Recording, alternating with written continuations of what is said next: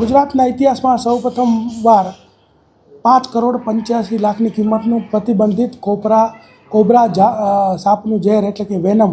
એની સાથે 7 ઈસમોને જે છે એ એસઓજીની ટીમે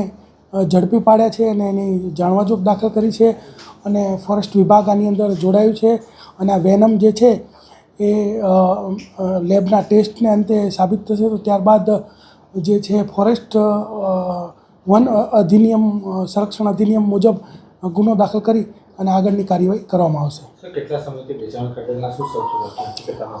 હકીકત એવી છે કે જે એક અમદાવાદનો વ્યક્તિ છે જેનું નામ છે ઘનશ્યામ સોની, આરટીઓ સર્કલ સામે અમદાવાદમાં રહે છે અને તેણે જે છે એ બરોડાના પ્રશાંત અને મકરંદ આ બંને જે વ્યક્તિ છે એને આ વેચવા માટે આપેલું અને પછી બરોડાના 4 વ્યક્તિઓ, સુરતનો જે મેરેજ બ્યુરો ચલાવે છે જેનું નામ છે મનસુખભાઈ અંબાભાઈ દિનૈયા અને એને ત્યાં આ લોકો વેચવા માટે આવેલા અને 9 કરોડમાં જે છે એ ડીલ પાકી થયેલી અને એ વેચવા માટેનો પ્રયત્ન કરતા હતા. એ દરમિયાન જ તે એસઓજીની ટીમે આ 7 આરોપીઓને આ જે 6.5 ml કોબરાનું ઝેર વેનમ છે એની સાથે ઝડપી પાડ્યા છે.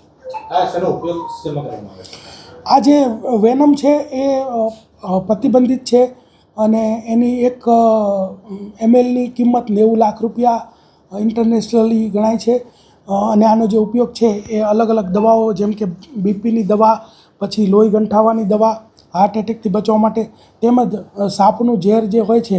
એ ઝેર સાફ કર્યા પછી તેના ઉપચારની અંદર એન્ટી વેનમ તરીકે પણ આનો ઉપયોગ થાય છે અને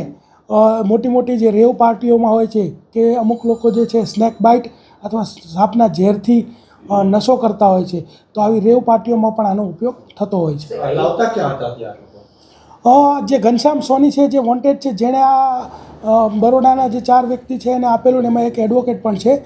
અને આ જે છે ઘનશ્યામ પકડાશે ત્યારબાદ આપણને ખબર પડશે કે આ લોકો ક્યાંથી લાવેલા હતા. અત્યાર સુધીમાં કોઈ એવું જાણવા મળેલું નથી.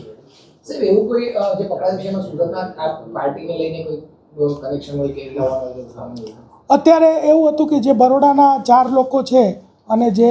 સુરતના 3 આ બધા લોકો જે છે એ મળીને અલગ અલગ કમિશનથી